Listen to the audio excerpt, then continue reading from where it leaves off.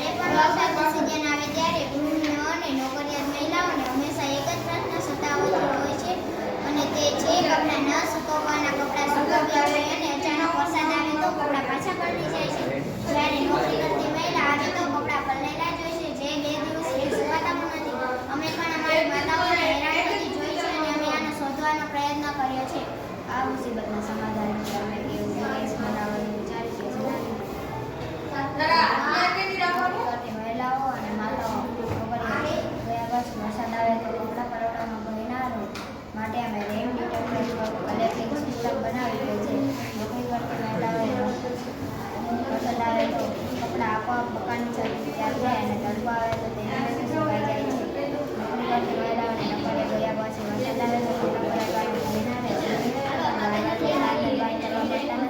ઘરમાં જો એકલા જ માણસ રહેતા હોય તો પણ તે